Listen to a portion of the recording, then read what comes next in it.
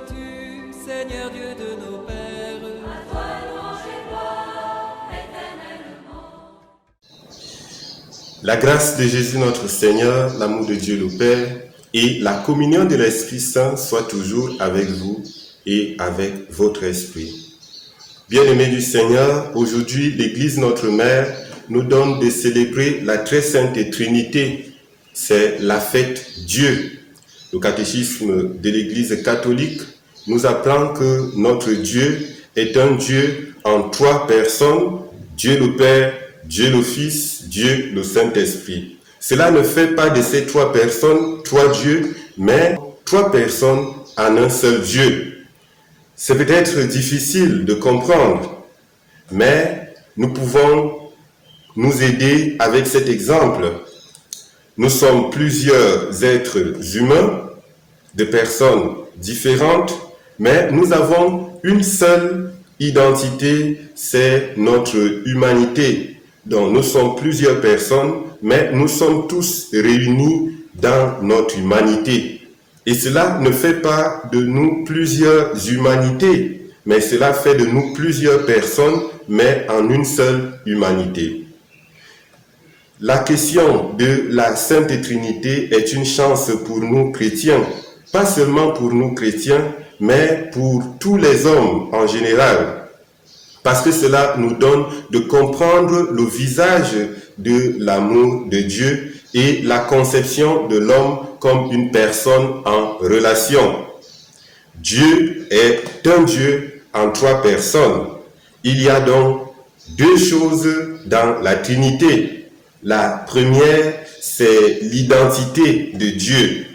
La deuxième chose, c'est cela qui les distingue, les personnes. Donc, il y a d'une part ce qui unifie ou alors ce qui les met ensemble. C'est le fait que les 3 personnes soient Dieu, et ce qui les distingue, c'est que il y a le Père, il y a le Fils et il y a l'Esprit Saint. Le Père n'est pas le Fils n'est pas l'Esprit Saint. Et la chance que nous avons de la Sainte Trinité, c'est que la Sainte Trinité nous fait comprendre la réalité de la famille, parce que la Trinité est une famille. Et cela doit avoir des conséquences sur notre manière d'être, des conséquences sociales pour le chrétien. Cela devrait d'abord nous amener à comprendre la vie comme une unité, comme une solidarité, mais dans la diversité. La diversité ne doit pas être ce qui nous divise. Nous pouvons mieux comprendre cela en approfondissant davantage le concept de personne. La personne n'est pas une individualité.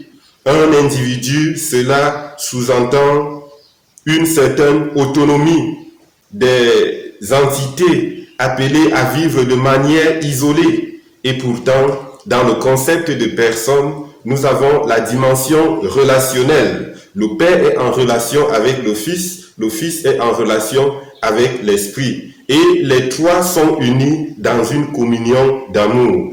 Il y a donc ce caractère de relation, de solidarité, d'amour qui doit caractériser la relation entre les hommes. Et cela porte aussi des conséquences pour notre vie de chrétien, où nous sommes appelés à aller vers nos frères, pour tisser davantage de liens, pour tisser davantage de relations. Cela nous fait donc comprendre que notre Dieu, le Dieu des chrétiens, n'est pas une monade isolée qui essaye de vivre dans son autosuffisance, mais c'est un Dieu qui est ouvert, c'est un Dieu qui est relation. Voilà pourquoi il prend toujours la partie des faibles. C'est un Dieu compatissant, un Dieu lent à la colère, mais un Dieu plein d'amour. C'est un Dieu qui va vers l'homme. Dieu a tant aimé le monde qu'il a donné son Fils unique, afin que quiconque croit en lui ait la vie éternelle et qu'il ne périsse pas.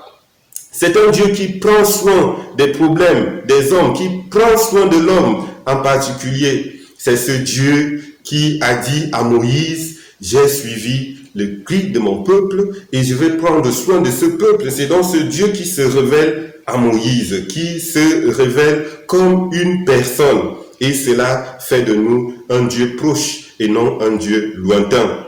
Nous sommes donc appelés à travers la fête de la Sainte Trinité à consolider nos liens fraternels, à nous mettre davantage en relation, à ne pas vivre comme des personnes isolées malgré nos différences. Nous sommes appelés à vivre l'unité dans la diversité. Et Saint Paul, dans sa lettre aux Corinthiens que nous avons suivie aujourd'hui, nous invite à être toujours dans la joie pour pouvoir concrétiser cette relation de famille, cette relation de fraternité, cette relation d'amour qui doit exister entre toutes les personnes. Vivez toujours dans la joie, soyez dans l'allégresse, rivalisez de respect entre vous et le Dieu de la paix, le Dieu de Jésus-Christ vous gardera toujours dans son amour. Loué soit Jésus-Christ à jamais.